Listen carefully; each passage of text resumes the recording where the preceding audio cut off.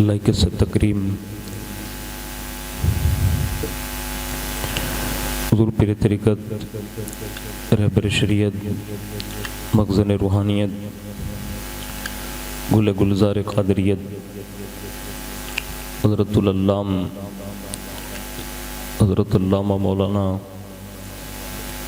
سید محمد شفیع میاں باپو قادری الجیلانی دامت برکاتہم القدسیہ، رد العزیز داہ رسول بلبل باغ رسالت حضور سیدی سرکار سید محمد عالم میاں باپو قادری الجیلانی دامت برکاتہم العالیہ، خطیب بے مثال مقرر ذیشان حضرت علامہ مولانا بدیع الزماں صاحب قبلہ، امام و خطیب رحیمی مسجد رحیم نگر، اسٹیج پر جلوہ بار فاضل گرامی حضرت علامہ مولانا محمد اشرف صاحب قبلہ، اور ساتھ ہی ساتھ مسجد مریم کے امام صاحب قبلہ و دیگر برادران اسلام، السلام علیکم ورحمۃ اللہ وبرکاتہ۔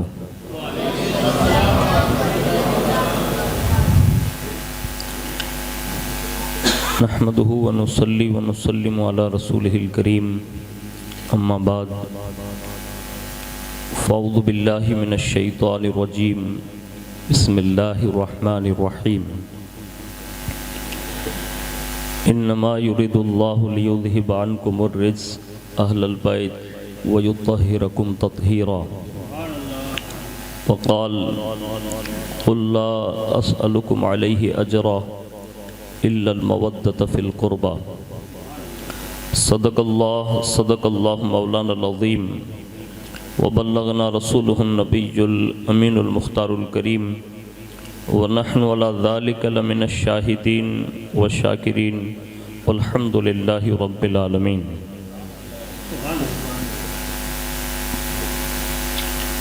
آئیے سب سے پہلے مذہب اہل سنت والجماعت یعنی کہ مسلک اعلیٰ حضرت کے قدیم دستور کے مطابق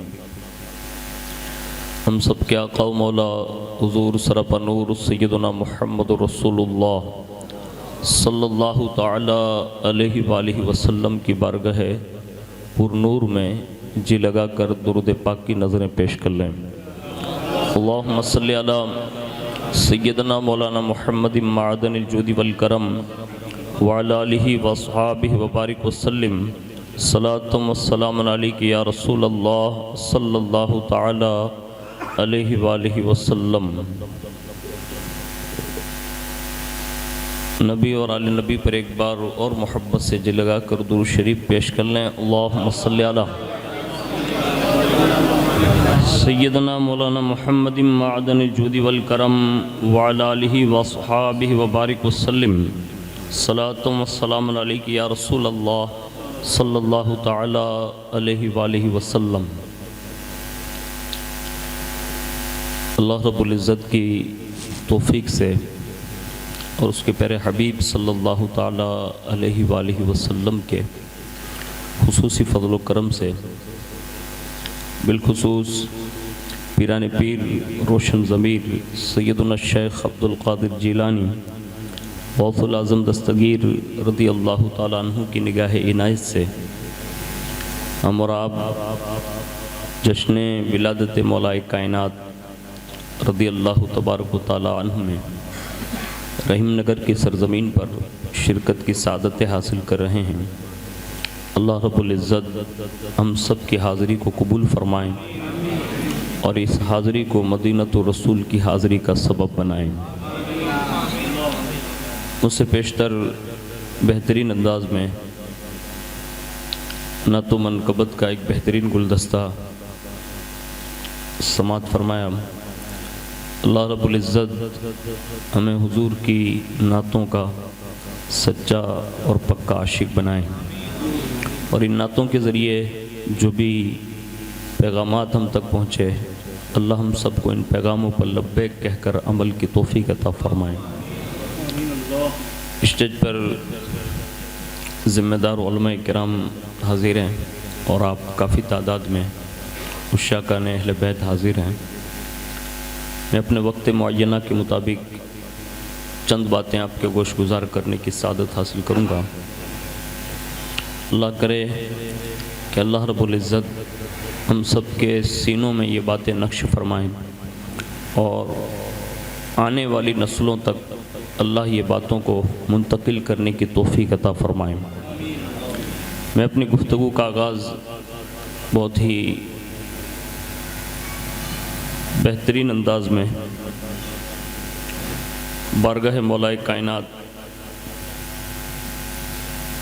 میں جو خراج عقیدت پیش کیا گیا ہے اس کو پیش کرنے کی سعادت حاصل کرتا ہوں۔ کہتے ہیں کہ عجب کیا میری قسمت نے گر معراج پائی ہے،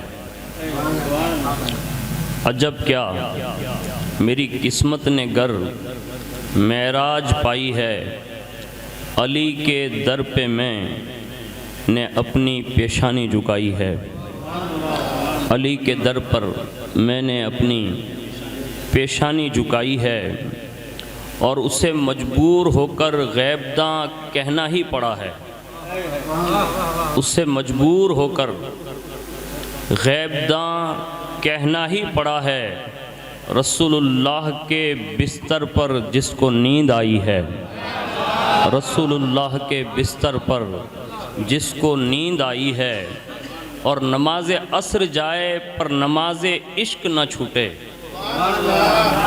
نماز عصر جائے پر نماز عشق نہ چھوٹے، حقیقت میں اسی کا نام پارسائی ہے، حقیقت میں اسی کا نام پارسائی ہے۔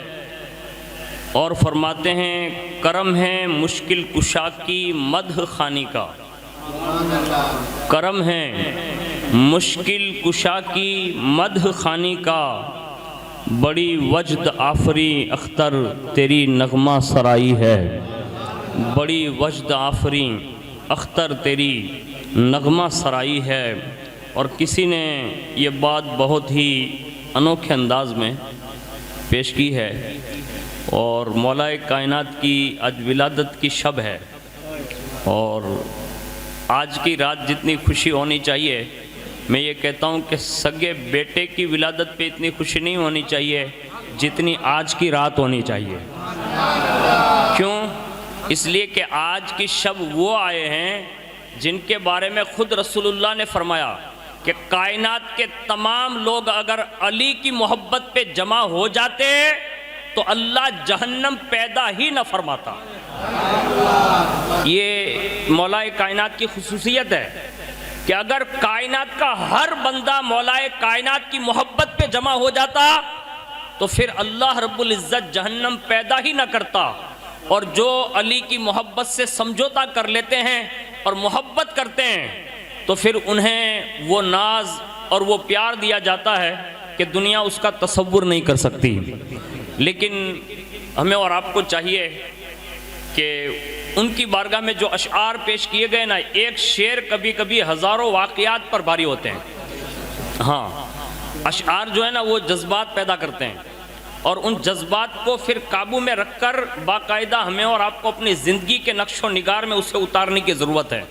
کسی نے مولا کائنات کی بارگاہ میں یہ بات عرض کی ہے، مشکل کشا علی ہیں حاجت رواں علی ہے، مشکل کشا علی ہیں حاجت رواں علی ہے، شیر خدا علی ہے مت پوچھ کیا علی ہے، مت پوچھ کیا علی ہے۔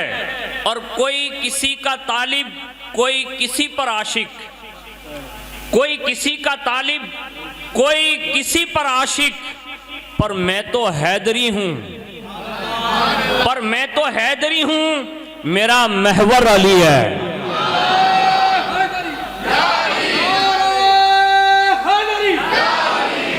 پر میں تو حیدری ہوں، میرا محور علی ہے۔ اور ایسا ہو کیوں نہ کہ کعبے میں ہے ولادت اور مسجد میں ہے شہادت. یعنی مولا کائنات رضی اللہ تعالیٰ عنہ کی ولادت کی خوشی میں ہمیں اور آپ کو یہ تمنا کر لینی چاہیے کہ مولا جیتے جی بار بار کعبہ دکھا.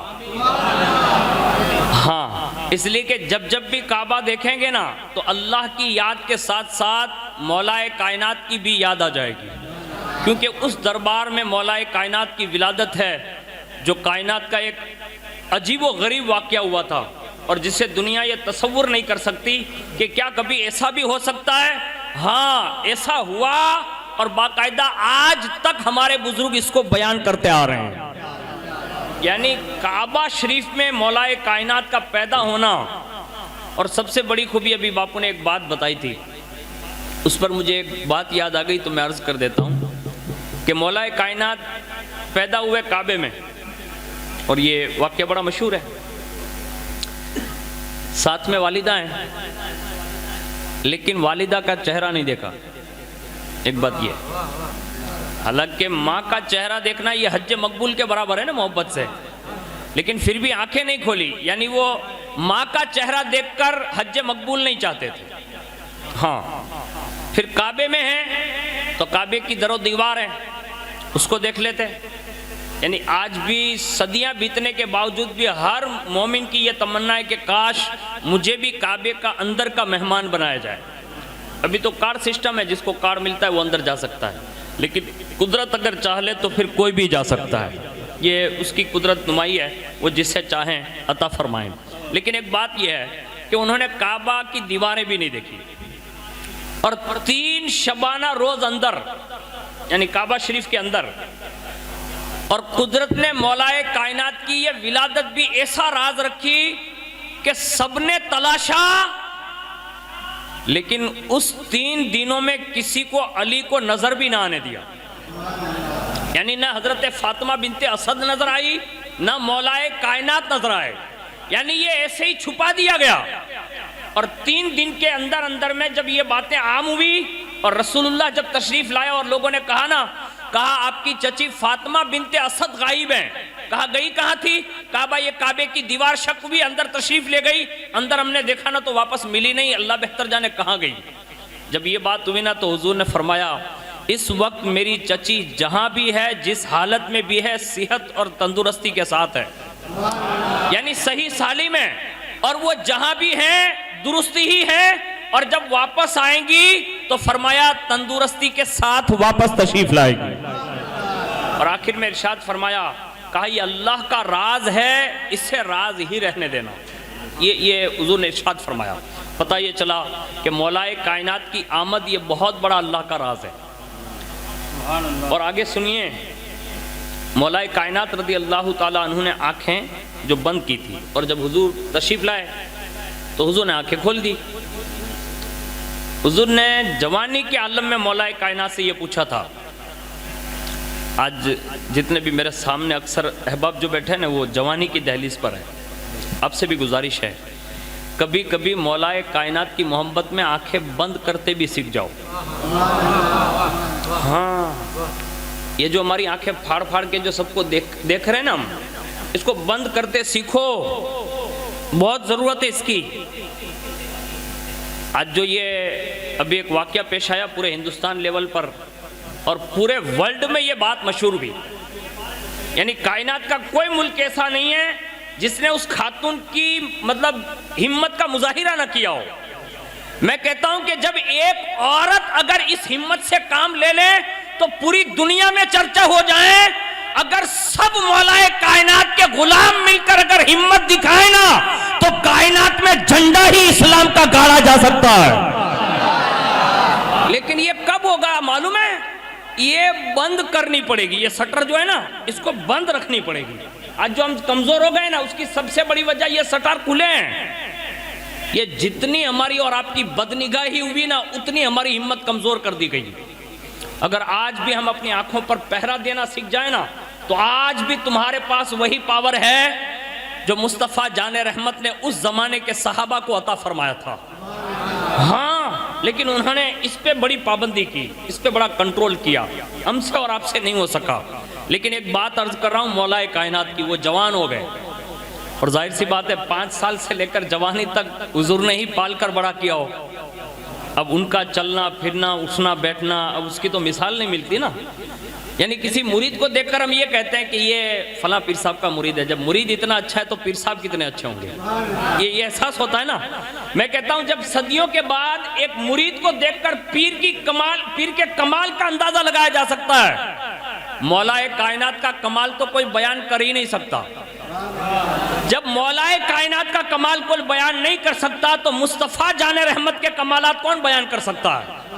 لیکن پالا حضور نے، پوسا حضور نے، پرورش چڑھایا، اور جب جوانی کی دہلیز پر پہنچ گئے نا تو حضور نے ایک بار سوال کر لیا، کہا علی جب دنیا میں تشریف لائے تھے نا تو آنکھیں بند تھی تمہاری، اور گھر کے سب لوگ پریشان ہو گئے تھے، آپ کے والد بزرگوار بھی، آپ کی والدہ بھی، خاندان کے لوگ بھی، کہ آپ نے آنکھیں نہیں کھولی، اور جب میں آیا تو آپ نے آنکھیں کھول دی۔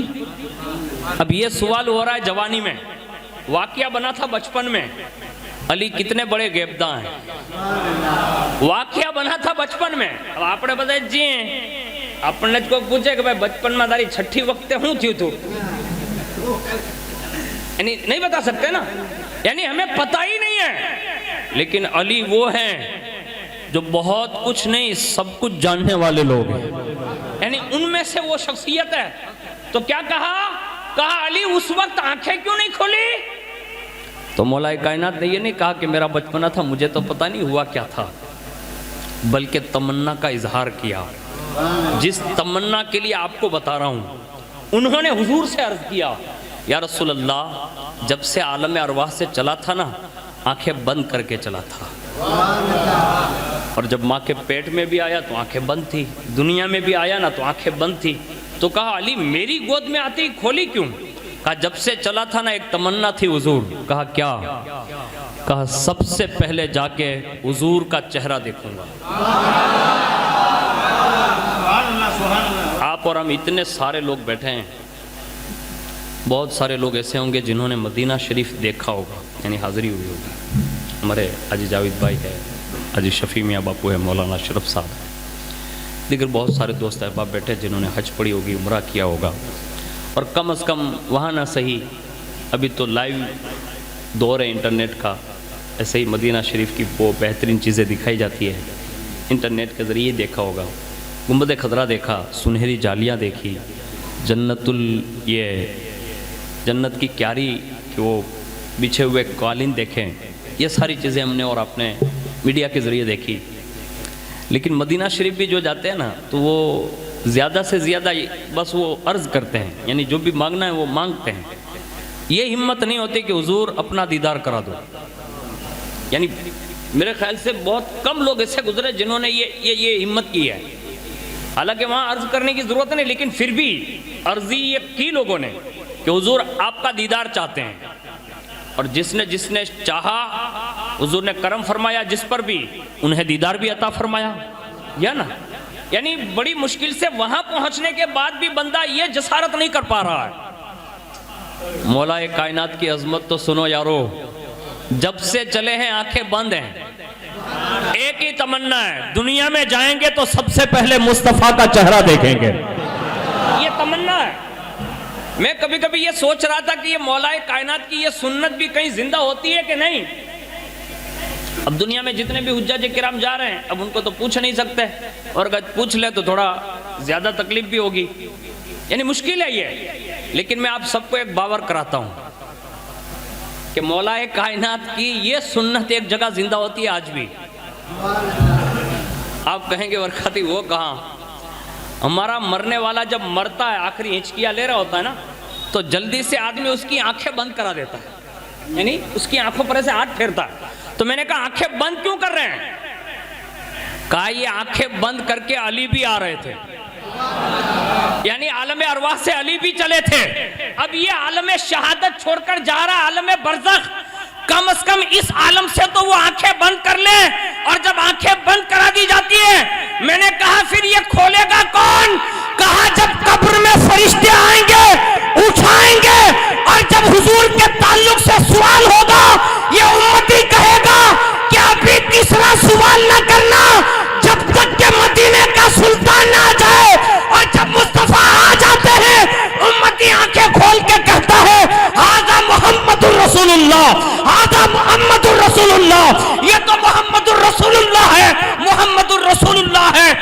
یہ چلا عالم دنیا سے امتی چلتا ہے، آنکھیں بند کر کے مولا علی کی سنت زندہ کرتا ہے، اور قبر میں پہنچ کے آنکھیں کھولتا ہے تو مولا علی کی ولادت کی سنت زندہ کرتا ہے۔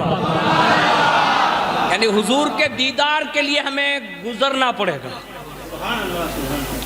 اب آپ کہیں گے برکاتی لوگ گزریں گے کب؟ تو اپنا اسٹیٹس یہی ہے، کل سب گزر جائیں، یہ پکی بات ہے، لیکن اس گزرنے سے پہلے مولا کائنات سے محبت کر کے جانا۔ ہاں، ان کی محبتوں کے چند اصول میں آپ کی بارگاہ میں پیش کر دے رہا ہوں، اللہ کرے آپ کو سمجھ میں آ جائیں۔ سب سے پہلے اللہ رب العزت نے اہل بیت کی فضیلت میں، بالخصوص مولا کائنات کی فضیلت میں کم و بیش 300 قرآن کی آیتیں نازل فرمائی۔ اب یہ 300 آیتیں کوئی کم نہیں، بہت بڑی بات ہے۔ 300 آیتیں، اور جتنی احادیث یعنی حدیث مولا کائنات کی فضیلت میں حضور نے کہی، اتنی فضیلت کسی کی بیان نہ کی۔ یعنی احادیث میں اتنی کثرت کے ساتھ متواتر روایتیں موجود ہیں مولا کائنات کی فضیلت میں۔ اب سب سے اول قرآن، تو قرآن میں اللہ رب العزت ارشاد فرماتا ہے کہ اللہ چاہتا ہے کہ تم سے رجس یعنی ناپاکی دور کرے، اور اے رسول اللہ کے گھر والوں تمہیں پاک، صاف اور ستھرا کر دے۔ اللہ اپنی شان یہ ارشاد فرماتا ہے۔ آگے فرمایا، اکثر مفسرین نے یہ بات لکھی ہے کہ یہ آیت کریمہ حضرت سیدنا مولا کائنات، حضرت سیدۃ النساء فاطمہ الزہرا، حضرت امام حسن مجتبی، حضرت امام حسین رضوان اللہ تعالی علیہم اجمعین کی حق میں نازل ہوئی۔ اب یہ مولا کائنات کی پاکیزگی کا بیان ہے، ہاں، طہارت جس کو کہتے ہیں۔ اور آگے ارشاد فرمایا اللہ نے، اے پیارے محبوب، قُلْ لَا أَسْأَلُكُمْ عَلَيْهِ أَجْرًا إِلَّا الْمَوَدَّةَ فِي الْقُرْبَى۔ فرمایا محبوب فرما دیجئے کہ لوگوں، میں تم سے اس ہدایت و تبلیغ کے بدلے کچھ اجرت نہیں مانگتا سوائے قرابت دار کی محبت کے، یعنی میری اہل بیت سے محبت کرنا۔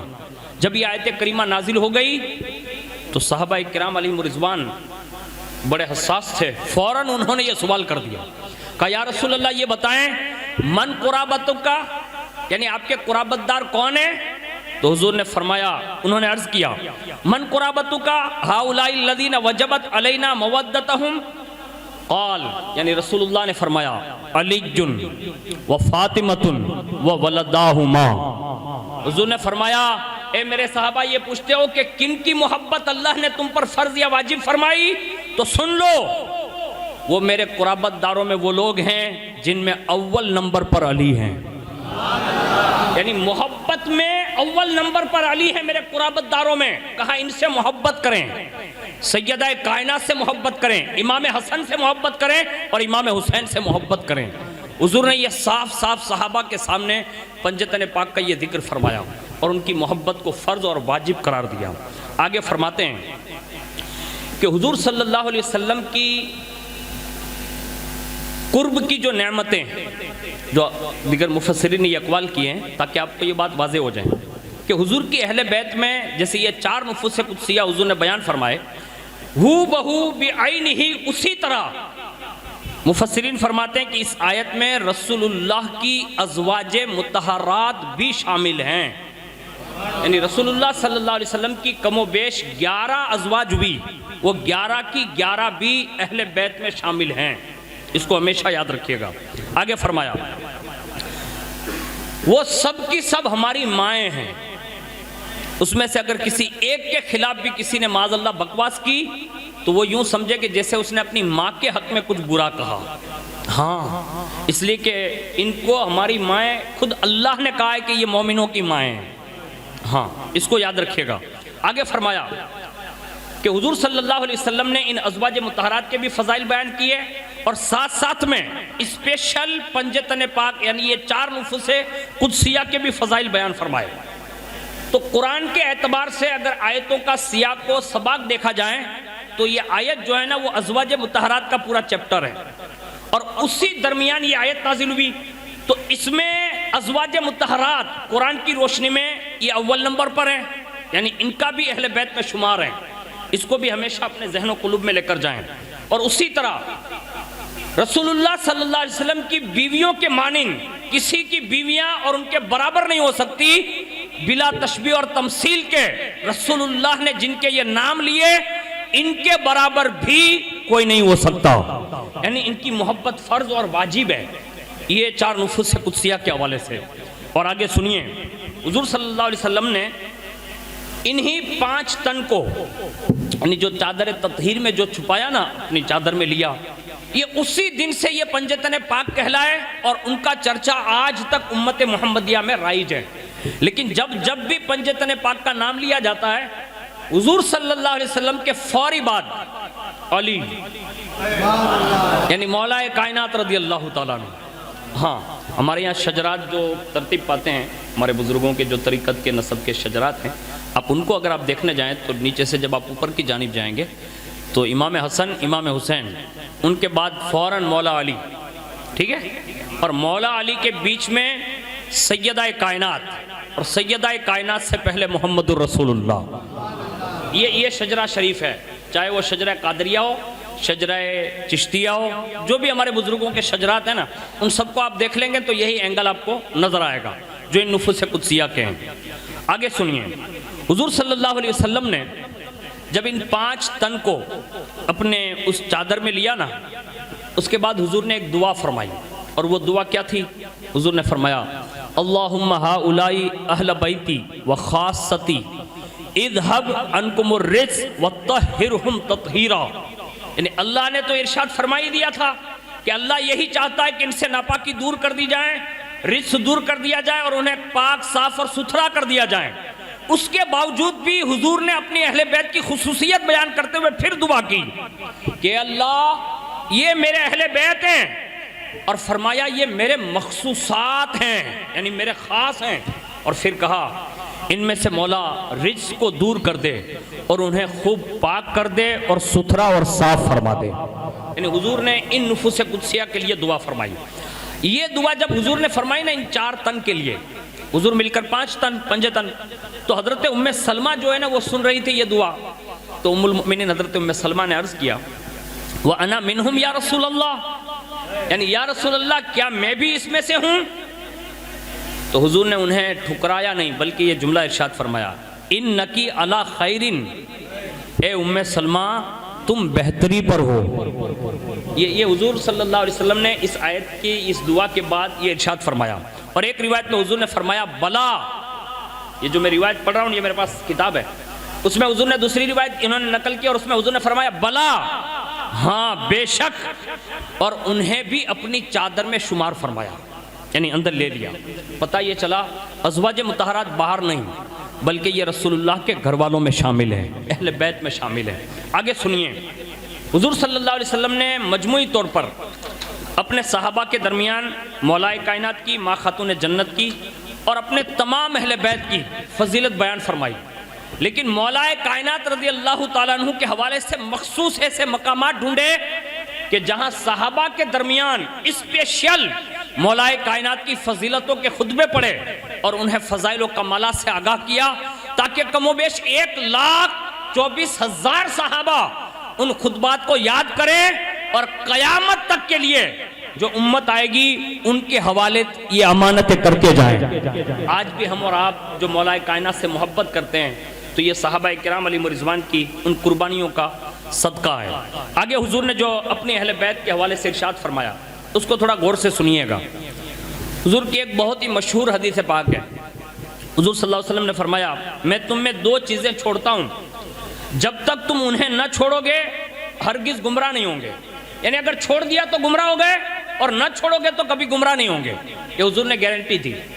اب ہم اور آپ اس حدیث پر اپنے آپ پر غور و خوض کریں کہ مولا کائنات سے اگر ہماری محبت ہے تو حضور نے ایک جگہ پر مولا کائنات کی فضیلت بیان کرتے ہوئے فرمایا کہ علی قرآن کے ساتھ ہے, قرآن علی کے ساتھ ہے. یہ دونوں کبھی جدا نہیں ہوں گے یہاں تک کہ حوض کوثر پر آ کر مجھے ملیں گے. یہ مولا کائنات کی فضیلت ہے. یعنی جہاں جہاں قرآن وہاں علی, اور جہاں جہاں علی وہاں قرآن. اور حضور نے فرمایا 2 وزنی چیزیں تمہیں دے کر جا رہا ہوں, اس کو چھوڑو گے نہیں تو کبھی گمراہ نہیں ہوں گے.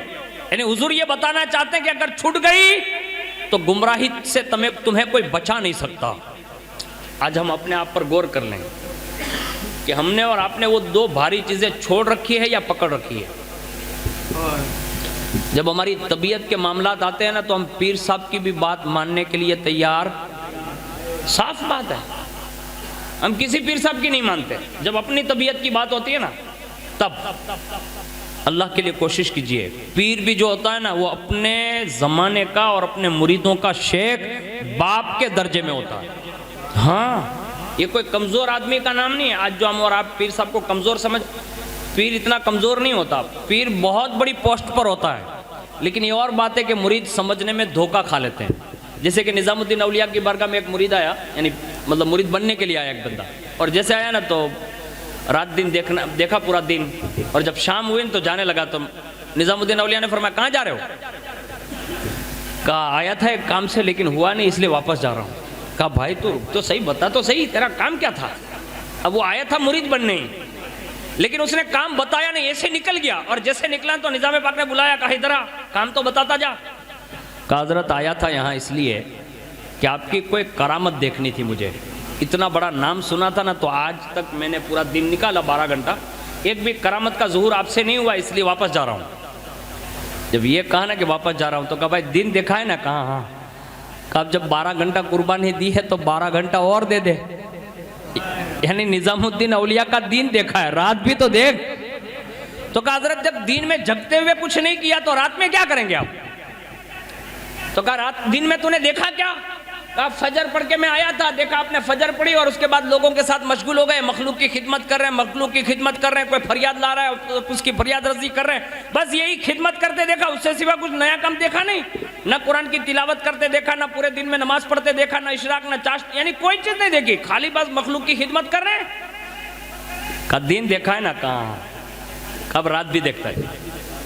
تو اس نے سوچا رات کوئی بڑی عجیب و غریب ہوگی تو رات رک جاتے، کہا ٹھیک ہے خانقاہ میں رکتے ہیں۔ خانقاہ میں نہیں کہا، میرے حجرے میں رک، حجرے میں روکا، اور جیسے عشاء کی نماز ہوئی، عشاء کی نماز کے بعد نظام الدین اولیاء نے بستر بچھایا، کہا بچھا بستر، اس نے بھی بچھایا، کہا میں سوتا ہوں تو بھی سو جا۔ عشاء کے بعد فوراً سلایا، یعنی کوئی نئی بات نہیں، فوراً سلایا، اور جب آخری فجر کے وقت قریب تہجد کا وقت اٹھایا، کہا اٹھ، کہا کیوں؟ کہا تھوڑا تہجد کا وقت باقی ہے، 2 رکعت پڑھ لیتے ہیں۔ 2 رکعت پڑھوا دی اور صبح کروا دی، اور جیسے فجر کی اذانیں ہوئی نماز پڑھی، نماز کے بعد فوراً بلایا، کہا دیکھا تو نے کچھ؟ کہا کچھ نہیں دیکھا، میں سویا تھا، آپ بھی سوئے تھے۔ تو کہا ایسا؟ کہا ہاں۔ کہا بیٹھ جا، بٹھایا، اور بٹھا کے ایک توجہ ڈالی، اور جب توجہ ڈالی تو اس نے کیا دیکھا کہ 2 شخصیتیں نمودار ہیں، ایک کی پیشانی پر نور جو ہے نا وہ بڑا روشن ہے، اور اتنا روشن ہے کہ اس کا چہرہ صاف نظر نہیں آ رہا تھا، اتنا روشن، اور دوسرے جو بزرگ تھے نا اس کی پیشانی پر وہ نور ٹمٹما رہا تھا، یعنی اپنی بھاشا میں یوں کہ بجھنے کے قریب تھا، تو وہ دیکھ خود رہا، لیکن جیسے دیکھا نا تو کسی سے پوچھا، کہا یہ بزرگ کون ہے جس کے پیشانی پہ اتنا نور ہے؟ کہا جسے تو دیکھ رہا ہے وہ نظام الدین اولیاء ہے۔ تو کہا ان کے پاس تو کوئی ایسا عمل ہے نہیں اور اتنا بڑا نور؟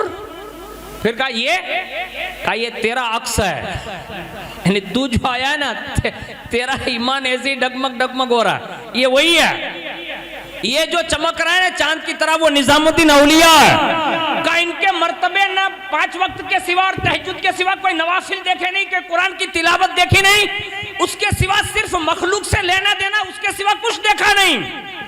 غیب سے ندا دی گئی کہ نماز یقیناً اہم ہے، لیکن نظام جو میرے بندوں کی خدمت کرتا ہے نا یہ سب سے بڑی عبادت ہے، یعنی بندوں سے کٹ کر وہ نہیں رہتا، بندوں سے مل جل کر رہتا ہے، اور جو اس کی فریاد رسی کرتا ہے یہی میرے یہاں بہت بڑا اس کا درجہ ہے، اور اسی درجے کی وجہ سے اس کی پیشانی چمک رہی ہے۔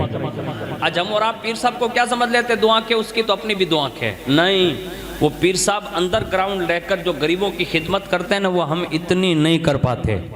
ہاں یہ جو غریبوں کا حال جانتے ہیں نا ہم اتنا نہیں جانتے، ہم تو صرف بولنا جانتے ہیں، وہ بولنا نہیں جانتے، وہ کر کے دکھانا بھی جانتے ہیں۔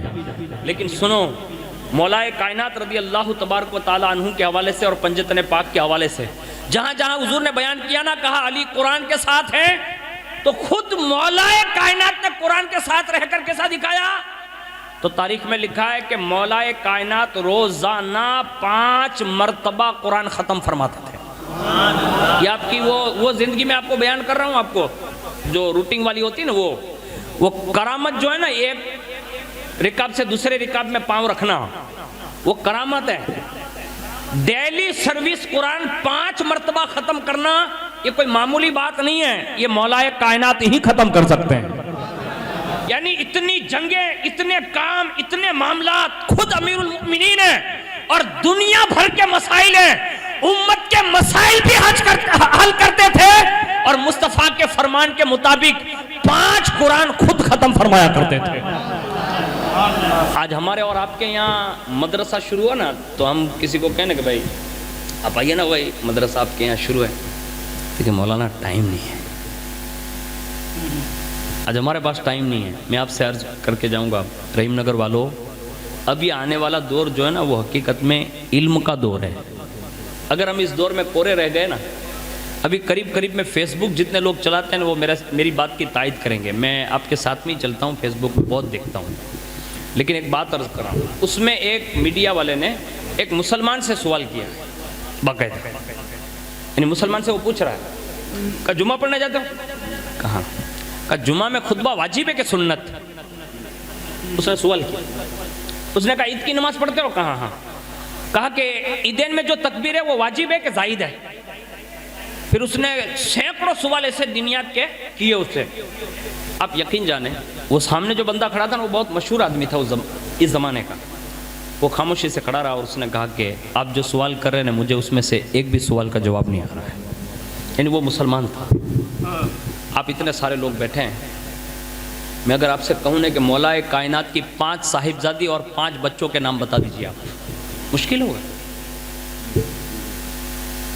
ہمیں یہ وقت ہی نہیں ہے کہ ہم مولا کائنات کے بارے میں کچھ جانیں یا جاننے کی کوشش کریں کسی سے، کبھی نہیں.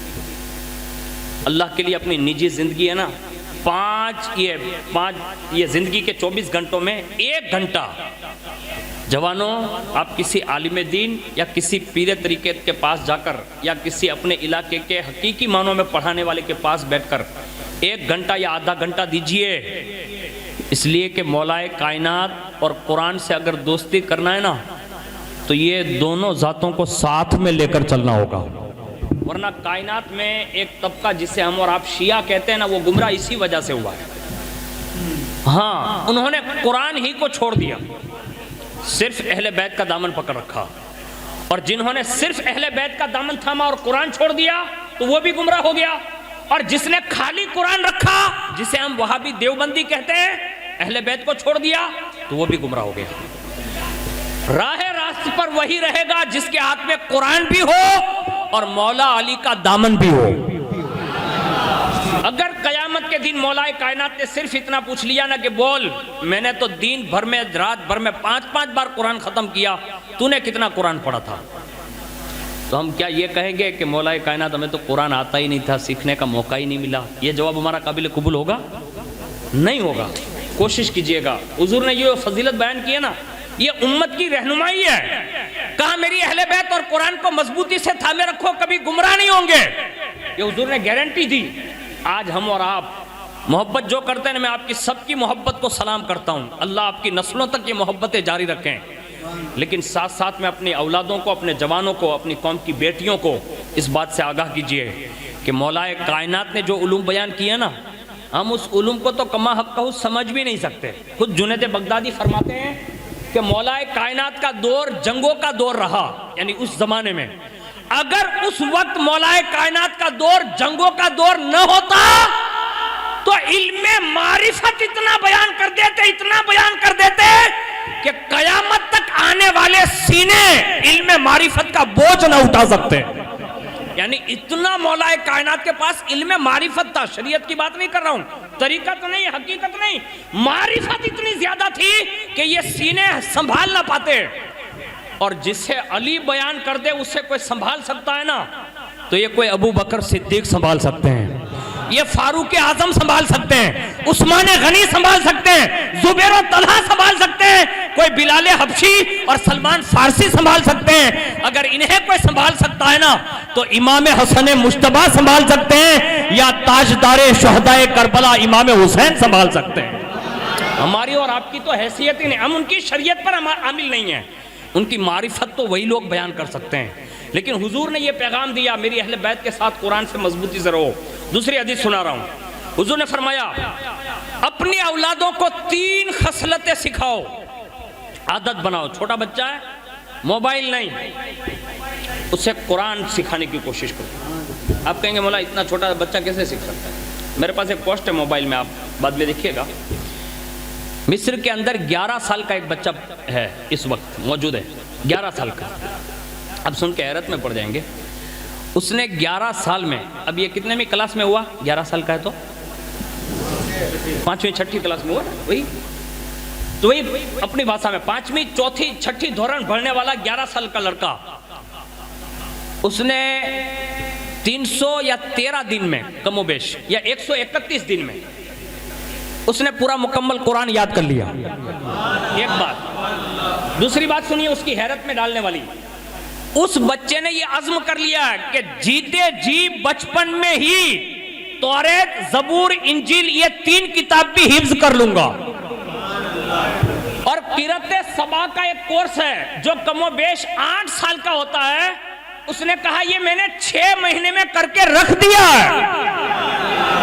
وہ ایک کلاس اس کے باپ نے مدرسہ کھول دیا، وہ روزانہ ایک کلاس مدرسے میں رہ کر پڑھاتا ہے، اور ایک ٹی وی اینکر نے اس کو کام پہ رکھ لیا ہے، کہا تو میری ٹی وی پہ آنا، دنیا کو آن لائن قرآن سکھانا۔ وہ آن لائن بھی سکھا رہا ہے، اور وہ خود بچہ بیان کرتا ہے کہ میں جس کتاب کو ایک بار دیکھ لوں نا وہ مجھے یاد ہو جاتی ہے۔ اپنا جوکرا نے کہا یادت نتا تو کام لے بیٹا ٹیچنگ ماری نا مگج توڑی نہیں کیوں، اب ہمیں کہیں ہمیں تو نہ تھی، کیوں دے رہے ہیں آپ؟ اس کو بچائیے، قرآن سکھائیے۔ اور قرآن جو بچہ سیکھتا ہے، دیکھتا ہے نا، آپ خالی بیٹھ کے ان کی والدہ کو بولیے یا آپ بولیے، اب بیٹھ کے خالی دکھائیے نا اس کو۔ فرمایا گیا اگر کوئی قرآن دیکھتا بھی رہتا ہے نا تو اس کی بھی میموری مضبوط ہو جاتی ہے، یعنی یاد شکتی بڑھ جاتی ہے۔ آج ہم نے یہ سب بند کر دیا، آج سے شروع کیجئے۔ حضور نے 3 عادتیں جو بیان فرمائی نا، اس میں پہلی خصلت یہ حضور نے بیان فرمائی، کہا تیرا بیٹا اگر سمجھدار ہو جائے نا تو فرمایا سب سے پہلے اسے تو میری محبت سکھا دے، یعنی وہ اٹھے تو بھی یا رسول اللہ، بچہ بیٹھے تو بھی یا رسول اللہ، وہ سوئے تو بھی یا رسول اللہ، اٹھے تو بھی یا رسول اللہ، باہر نکلے تو بھی یا رسول اللہ، دوستوں سے ملے تو بھی یا رسول اللہ۔ یہ عادت بن جائے گی نا، بار بار حضور کو پکارے گا نا، تو روایتوں میں یہ بات لکھی ہے کہ دستک دیتے دیتے کبھی لبیک کی آواز ضرور آتی ہے، یعنی کسی دروازے پر آپ جاؤ، ایک بار ٹھپ ٹھپ کیا، کوئی باہر نکلا، دوسری بار، تیسری بار، چوتھی بار آپ نے گھسا مارا نا تو دوڑ کے کوئی نہ کوئی تو آتا جانا کہ بھائی کیا لگا رکھا ہے، ایسا بولتا ہے نا۔ وہاں ہم ایسی بے ادبی تو نہیں کرتے، آہستہ آہستہ عرض کرتے ہیں، لیکن جیسے عرض کرتے ہیں نا تو وہ اتنے کریم آقا ہے کہ وہ کسی کی بھی آواز کو ٹھکراتے نہیں ہیں۔ اس سے بڑھ کر اور کیا کہوں، مولا کائنات کی ولادت کے موقع پر آئے ہو نا، رسول اللہ نے سب سے بڑے دشمن، یعنی دین کا جو سب سے بڑا سرگنا تھا نا، کنویں میں گر گیا، اور جب لوگ اس کو نکالنے لگے تو اس نے صاف صاف کہہ دیا، کہا تم دنیا کی طاقت لوگو، مجھے کوئی باہر نہیں نکال سکتا، کہا نکالنے تو دو، کہا تم کچھ بھی کر لو گے نہیں نکل پاؤں گا، کہا کیوں؟ کہا جتنی رسی تم اندر ڈالتے ہو نا اتنی وہ تہ اندر جاتی ہے۔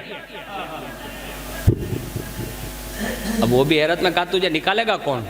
کہا بس ایک ذات، محمد الرسول اللہ، یعنی دین کا اور رسول اللہ کا سب سے بڑا دشمن ہے نا، وہ بھی یہ کہہ رہا ہے، کہا مجھے کوئی نہیں نکال سکتا، اب وہی ذات نکال سکتی ہے۔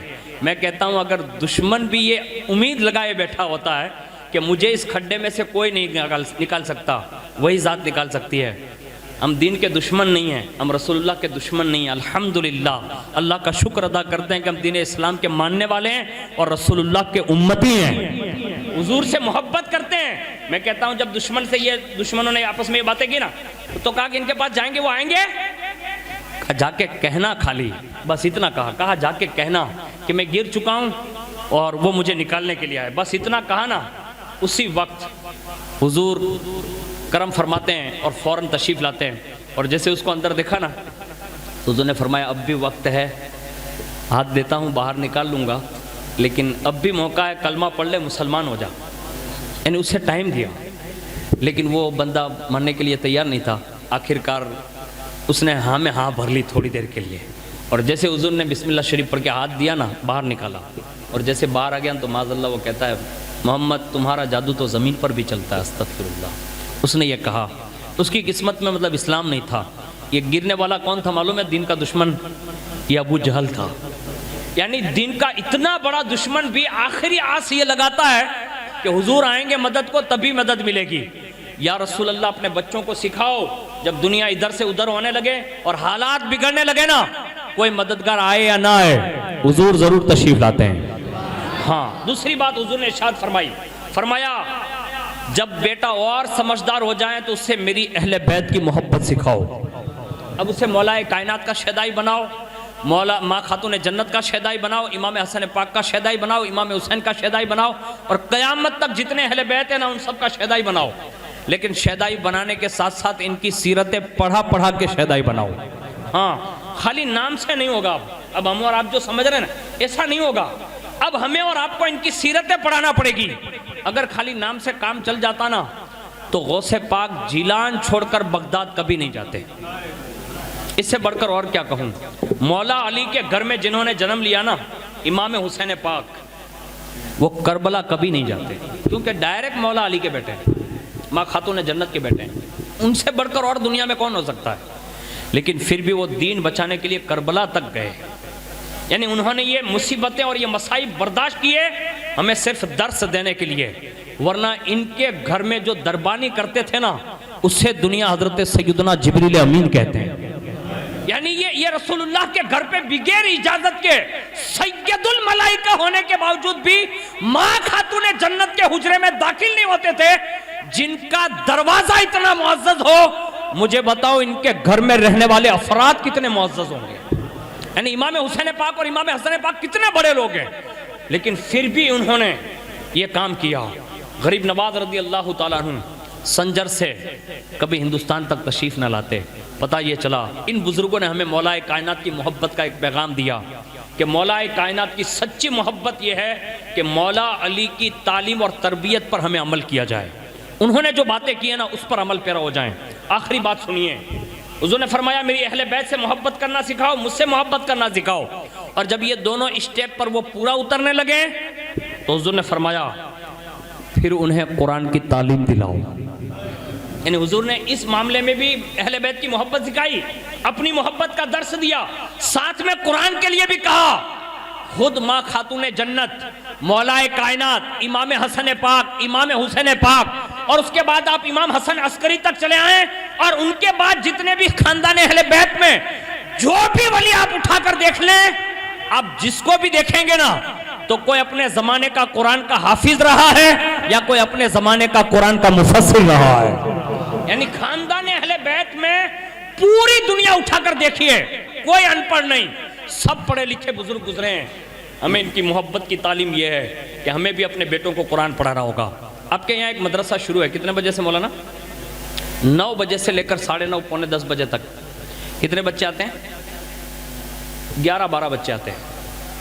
اب سب جوانوں سے گزارش کروں گا، اور امام صاحب سے بھی اور یہاں کے متولی صاحب سے بھی، کہ آپ جمعہ میں باقاعدہ اعلان کیجئے، اپنے علاقے میں باقاعدہ اس کی دعوت دیجئے، اور تمام جوانوں کو جوڑیے.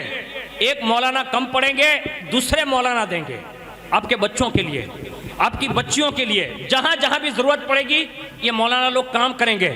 اب رحیم نگر کا ہر جوان مولا علی کی محبت کی خاطر قرآن پڑھنا سیکھے گا، اور جہاں جہاں بھی قرآن پڑھنے میں مشکلات کچھ آئیں گے نا تو مدد علی سے مانگیں گے، اور مولا علی سے جو مدد مانگتے ہیں نا تو پھر انعام بھی یوں ملتا ہے.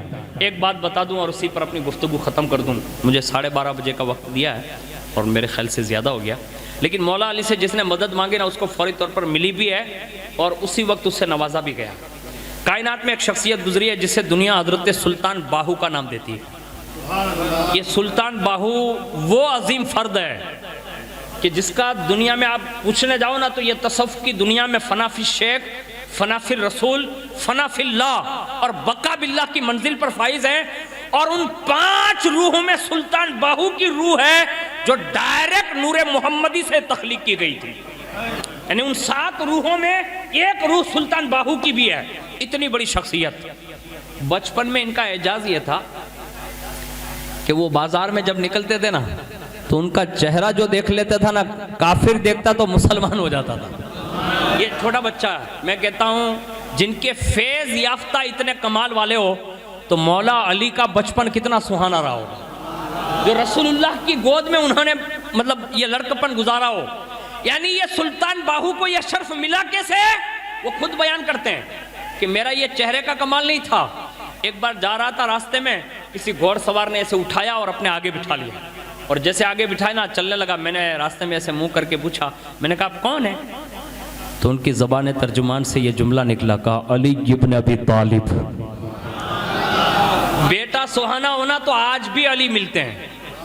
یہ سلطان باہو بتا رہے ہیں، یہ میں کوئی اپنے گھر کی بات نہیں، یہ حقیقت ہے. سیرت سلطان باہو میں لکھا. چلتے ہوئے عالم بیداری میں مولا کائنات ملے، کہا میں علی ابن ابی طالب ہوں. اور ان کا یقین کتنا مضبوط تھا، کوئی اعتراض نہیں. یعنی آپ نے کہہ دیا تو ہاں آپ علی ہیں. کہا آپ کہاں؟ ہاں. کہا مجھے اٹھایا کیوں؟ لے کہاں جا رہے ہیں؟ کہا تجھے رسول اللہ کے دربار تک لے جا رہا ہوں. پتہ یہ چلا مولا کائنات کی محبت ڈائریکٹ رسول اللہ کا قرب عطا کر دیتی ہے. پنجتن پاک کی محبت ہی یہی ہے کہ وہ خدا سے قریب کر دے، خدا سے دور نہیں کرتی، وہ قرب دے دیتی ہے. کہا رسول اللہ کے دربار میں لے جا رہا ہوں. بس ابھی یہ 2 جملے پورے ہوئے نا تو سلطان باہو کہتے ہیں میں نے کیا دیکھا، مجھے گھوڑے سے نیچے اتارا نا تو حضور کا دربار سجا ہوا ہے، حضور تشریف فرمائیں. اب فرماتے سیدھے جا کے مجھے حضور کی گود میں اٹھا کر رکھ دیا. حضور نے مجھ سے ایسے ہی پیار کیا جیسے وہ اپنے صاحبزادوں سے پیار فرماتے تھے. حضور نے پیار کیا، نوازا. اور قریب میں صدیق اکبر بیٹھے تھے تو فرمایا ابو بکر یہ سلطان ہے. کیا کہا؟ یہ سلطان ہے، اس کو نواز دے. ان سے بھی نوازش کروائی. مولا یہ ابو بکر صدیق سے اٹھایا، اور جیسے انہوں نے دیکھا نا حضور کی بارگاہ میں یہ فاروق اعظم بیٹھے ہیں، کہا عمر ان پر ایک نگاہ اور کر دیں. فاروق اعظم نے بھی نگاہ کی. حضرت عثمان غنی بیٹھے ہوئے تھے، کہا عثمان اسے بھی حیا کی دولت دے دے. صدق دیا، عدل دیا، حیا دی، سخاوت کا دھنی بنایا. اور پھر علی سے کہا علی اب تو باب مدینۃ العلم ہے، علم کا خزینہ انڈیل دے، شجاعت کا پیکر بنا دے. مولا علی فرماتے ہیں میں نے نوازا، اور جیسے ہم چاروں یار نواز چکے نا تو حضور نے فرمایا علی میری بیٹی سیدہ کائنات کے پاس لے جاؤ. یعنی چھوٹے سلطان باہو کائن کے پاس لے جاؤ. کہا حضور وہاں جا کر کرنا کیا ہے؟ کہا میری بیٹی سے کہنا کہ انہیں اسی محبت سے نوازیں جو امام حسن اور امام حسین کو دی گئی ہے. یعنی یہ ان کو بیٹے جیسی محبت دیں. ماں خاتون جنت نے انہیں وہ پیار دیا، وہ محبت دی. اور اس کے بعد امام حسن کے پاس، امام حسین کے پاس جب سب سے نوازشات ہو گئی نا تو پھر حضور کی بارگاہ میں لے آئے. اور جیسے لے آئے نا قربان جائیں سلطان باہو کی عظمت پر. جو بچے ہیں فرمایا کہا علی اب اس سے ڈائریکٹ شیخ عبد القادر جیلانی کے حوالے کر دیں. یعنی غوث الاعظم دستگیر کے حوالے کیا. اور مولا کائنات سے یہ تاکید فرمائی، کہا علی عبد القادر جیلانی سے کہنا کہ سلطان باہو جہاں رہے ہر وقت ان کی نگہبانی آپ فرماتے رہے. یعنی یہ سلطان باہو جو بچپن میں مولا علی سے قریب ہو جائیں تو صدیقی فیضان، یہ عدلی فیضان، سخاوت کا فیضان، شجاعت کا فیضان، علم کا فیضان، فاطمی فیضان، حسنی فیضان، حسینی فیضان، قادری فیضان. پتہ یہ چلا کہ اگر آج بھی امت مولا کائنات سے قریب ہو جائے تو کائنات کے تمام فیضان اس پر آج بھی برسنا شروع ہو سکتے ہیں. لیکن یہ کب ہوگا؟ یہ جب ہم مولا علی کی کما حق کہو سیرت پر عمل کریں گے تب ہوگا. ہمیں اور آپ کو بھی چاہیے چھوٹے چھوٹے بچوں کو آج سے مولا کائنات کی سیرت پڑھاؤ. مجھ غریب نے زیادہ تو نہیں پڑھی، تھوڑی تھوڑی پڑھی ہے ان شہزادوں کے جوتوں کے صدقے میں، حقیقت بتا رہا ہوں. لیکن مولا علی کا بچپن بھی لاجواب، جوانی بھی لاجواب، رسول اللہ کے ساتھ جب تک رہے لاجواب، ابو بکر کے ساتھ رہے تب بھی لاجواب، عمر کے ساتھ رہے تب بھی لاجواب، دور عثمانی میں بھی لاجواب، اور جب مولا کائنات کا دور آیا تب بھی لاجواب. حد تو یہ ہے جب وہ دنیا سے گئے تو ان کا جانا بھی لاجواب. آج نجف میں جلوہ فکن ہے. کائنات میں تمام گنبد دیکھو, سوائے گنبد خضرا کو چھوڑ کر سب سے سنہرا گنبد بھی کسی کا نظر آتا ہے تو وہ گنبدوں میں بھی علی لاجواب ہے. اور آخری مرحلہ جسے قیامت کہتے ہیں, قیامت کے دن علی جو لاجواب ہوں گے نا وہ یہ ہوں گے. حالانکہ یہ چیپٹر ہے معراج کا, مجھے یہاں بیان نہیں کرنا, لیکن بات آ گئی تو عرض کر دوں. قیامت میں بھی علی لاجواب ہوں گے. کیوں؟ جو بھی فضیلت قیامت کے دن بیان کی گئی نا وہ سب کے ساتھ میں ہیں. یعنی فاروق اعظم, صدیق اکبر, عثمان غنی, ماں خاتون جنت, امام حسن, امام حسین اور دیگر اہل بیت. علی کی خصوصیت یہ قیامت کے دن بھی رہے گی. اور وہ کیا ہوگی؟ اللہ قیامت کے دن حضور کو ایک جھنڈا دے گا جسے علم کہتے ہیں. ہاں, اور جیسے وہ قیامت کے دن کا وہ جھنڈا ہوگا نا, اللہ فرمائے گا محبوب یہ لواء الحمد ہے, اسے آپ اٹھائیے, اور یہ اٹھا کر علی کو عطا فرماتے ہیں. اس وقت وہ علم بردار ہوں گے. کربلا میں امام حسین کے ساتھ حضرت عباس علم بردار تھے, اور قیامت کے دن مصطفیٰ کے علم بردار علی ابن ابی طالب ہوں گے. وہ علم ان کے ہاتھ میں ہوگا, وہ جھنڈا, اور جیسے جھنڈا لے کر چلیں گے نا, حضور فرماتے ہیں یہ لواء الحمد وہ ہے جس میں قیامت تک کے لیے جو انبیاء آئے ہوں گے نا مجھ سے پہلے, وہ سارے انبیاء اسی لواء الحمد کے جھنڈے تلے ہوں گے.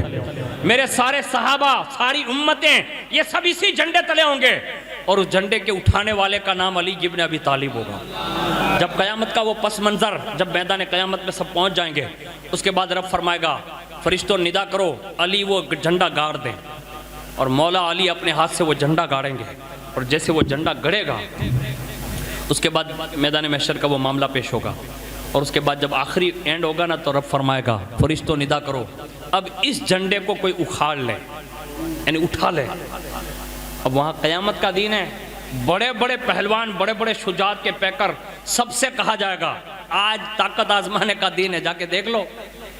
سب آزمائیں گے, سب ہلائیں گے. روایت میں یہ لکھا ہے کہ جن اور ان سب مل کے اس کو ہلا تک نہ سکیں گے جس کو علی گاڑ دیتے ہیں. قیامت کا دین ہے, اور یہ زمین نہیں ہے, یہ زمین نہیں ہے, وہ زمین تبدیل ہو چکی ہوگی جس کو تانبے کی زمین کہا گیا ہے. یعنی دوسری زمین ہوگی, اس میں علی نے وہ جھنڈا گاڑا ہے. کائنات کی انسانیت مل کر اسے اٹھا نہ سکے گی, سب کی طاقتیں ہینچ ہو جائے گی. قدرت کی طرف سے منادی ندا دے گا میرے بندو طاقت نہ آزماؤ, یہ شیر یزدانی نے گاڑا ہے, اب اس کو کوئی پھر واپس اٹھا سکتا ہے نا تو وہ ابو طالب کا بیٹا علی ہی اٹھا سکتا ہے. یعنی قیامت کے دین بھی مولا علی لاجواب ہوں گے. ہمیں اور آپ کو بھی چاہیے, ہم ان کے غلام ہیں, ہمیں بھی دنیا میں رہنا ہے نا تو علی کے بن کر رہ رہے ہیں نا تو ہمیں بھی لاجواب بن کر رہنا ہوگا. اور وہ لاجوابی کیا ہوگی؟ ہمیں مولا کائنات کی سیرت پر عمل کرنا ہوگا. میرے جتنے دوست احباب آئے ہیں, میں اکثر دیکھ رہا ہوں رحیم نگر میں بڑا پریورتن ہے, ذمہ داروں میں بھی ہیں, جوانوں میں بھی ہیں, بڑی کوشش کر رہے ہیں. ہمارے شفیع باپو, مولانا بدیع الزما صاحب, ہمارے عالم میاں باپو اکثر و بیشتر آتے ہیں, اور دیگر جو علماء یہاں آتے جاتے ہیں, سب مل کے کوشش کر رہے ہیں. تھوڑی سی محنت آپ بھی لگاؤ نا تو میں یہ کہتا ہوں کہ ہمارے ہر جوان کے چہرے پر داڑھی ہو سکتی ہے. صحیح بتا رہا ہوں, میں اپنی بات نہیں بتاتا, لیکن جو بھی میرے دوست احباب جو بھی مجھ سے ملتے ہیں نا, میں ان کو یہ دعوت ضرور دیتا ہوں. اور آپ سب میرے اتنے بڑے دوست ہیں کہ سب سے زیادہ اگر مطلب زندگی میں جو مجھے رابطہ پڑتا ہے نا وہ آپ ہی لوگ ہیں. تو آپ اگر جشن مولا علی میں آئے ہیں اور ولادت کی خوشی میں آئے نا تو کوئی تحفہ مولا کائنات کے نام پر ضرور بھیجنا چاہیے. جیسے میرے یہاں بچے کی ولادت ہو, میں محمد شفیع بابا کو بلاؤں. اب بھی جب ہم لوگ دعوت میں گئے تھے بابا کے, الحمدللہ یہ خوشی کی بات بتا دوں, ماشاءاللہ بابا کے یہاں ایک صاحبزادے نے جنم لیا. ماشاءاللہ کافی وقت ہو گیا اور آپ لوگوں کو تو بہتر ہی پتہ ہوگا, لیکن ہم لوگ اس خوشی میں دعوت میں گئے تھے. تو باپو نے ان کے یہاں دعوت کی تو پیر باپو نے ان کو کوئی تحفہ پیش کیا. تو ہوتا ہے نا بیٹے کی ولادت کی خوشی کے موقع پر کوئی تحفہ دیا جاتا ہے. اب اتنے سارے جوان بیٹھے ہیں, آپ مولا کائنات کو آج کیا دیں گے؟ اب آپ کہیں گے مولا کائنات کو یہاں سے کیسے بھیجا جا سکتا ہے؟ میں آپ کو بتا رہا ہوں, مولا کائنات کی گھنی داڑھی تھی. عرض کرو کہ حضور آپ کی ولادت کے جلسے میں گیا تھا, آج سے خس ہی نہیں کروں گا, ایک مشت رکھوں گا, یہ بہترین تحفہ ہوگا. آج سے یہ ارادہ کرو 13 رجب کی رات ہے, یہ حقیقت میں بہت بڑا مہینہ ہے، اور اس میں بھی 13 رجب یعنی ولادت مولا علی ہے۔ آج سے یہ یقین کر کے اٹھو، حضور سینکڑوں نمازیں چلی گئی ہیں، حضور آپ کی ولادت کے موقع پر آپ کی بارگاہ میں ایک تحفہ یہ پیش کرتے ہیں، آج سے ہماری نمازیں نہ ضائع ہوں گی۔ حضور آج سے آپ کی بارگاہ میں ولادت کا تحفہ یہ پیش کرتے ہیں، آج تک اتنی عمر تک قرآن پڑھا نہیں، کل سے ہی شروع کریں گے آپ کی خوشی کے موقع پر۔ یہ تحفے ہیں۔ اگر درود پڑھنا نہیں جانتے تھے، آج سے درود سیکھو، کلمہ نہیں جانتے تھے کلمہ سیکھو، استغفار نہیں جانتے استغفار سیکھو، نماز جنازہ کا طریقہ نہیں جانتے تھے وہ سیکھو، ماں باپ کے لیے مغفرت کی دعا نہیں کرتے تھے وہ سیکھو، جتنے نیک کام نہیں کرتے تھے کرو، اور آج کی رات یہ کہہ کر اٹھو مولا علی آپ کی ولادت کی خوشی میں آئے تھے، یہ تحفے پیش کیے ہیں، حضور قبول فرما لیں۔ اگر آپ نے کوئی کسی ایک کا بھی تحفہ قبول فرما لیا نا تو قیامت کے دن ہماری نجات کے لیے سب کے لیے کافی ہو جائے گا۔ یہ تحفے پیش کرنے کی ضرورت ہے۔ آپ سے امید کر سکتا ہوں کہ یہ تحفے ہم اور آپ سب مل کر بھیجیں گے انشاءاللہ۔ سب سے پہلا بہترین تحفہ یہ بھیجنا رحیم نگر والوں، دل کی گہرائیوں سے کہہ رہا ہوں، اور میں تو اتنا آلسو آدمی ہوں، میرے دوست احباب مجھے جانتے ہیں، اگر میرا جگر کام کرتا تو میں خود پڑھانے آ جاتا، لیکن آلسو آدمی ہوں۔ مولانا جعفر صاحب بڑے حساس آدمی ہیں، شفیع باپو ہے، مولانا بدیع الزماں صاحب ہے، مولانا اشرف صاحب ہے، اور دیگر جو بھی اساتذہ ہیں بڑے حساس ہیں ماشاءاللہ، اور بڑا کام کر رہے ہیں۔ میں ان کی خالی حوصلہ افزائی کر سکتا ہوں، لیکن ان کے کندھے سے کندھا ملا کر کام نہیں کر سکتا۔ لیکن آپ کو ایک دعوت پیش کر رہا ہوں، یہ کام جو کر رہے ہیں نا، آپ کم از کم بڑی تعداد میں ان کے پاس پڑھنے آئیں گے تو ان کے حوصلے بڑھ جائیں گے۔ آپ سے کوئی کرایہ نہیں لے جائے گا، یعنی اجرت نہیں لیا جائے گا، اجرت کوئی نہیں ہے، یعنی جو اس مدرسے میں پڑھنے آتے ہیں اس کی ڈائریکٹ تنخواہ باپو کے یہاں سے آ رہی ہے الحمدللہ، یعنی مولانا صاحب کی پگار کی تنخواہ کی فکر ہی آپ کو نہیں ہے۔ خالی آپ کو یہ کرنا ہے کہ آپ کے ہر جوان جو بھی ہے نا ان کو ترغیب دلانی ہے اور ان کو مدرسے لانا ہے۔ کیوں؟ وجہ صرف یہی ہے کہ قرآن سیکھیں گے نا اس میں یہ آئے گا انما یرید اللہ لیذھب عنکم الرجس اہل البیت ویطہرکم تطہیرا، اسی میں آئے گا قل لا اسألکم علیہ اجرا الا المودۃ فی القربى، قرآن پڑھیں گے نا اسی میں آئے گا انا اعطیناک الکوثر، اسی میں آئے گا ثم لتسألن یومئذ عن النعیم، اسی میں آئے گا ولسوف یعطیک ربک فترضی۔ یہ سارے ابواب جو اہل بیت کے ہیں نا یہ قرآن میں، اور قرآن جتنا زیادہ پڑھتے جاؤ گے نا مولا علی کے اتنے ہی قریب ہوتے چلے جاؤ گے۔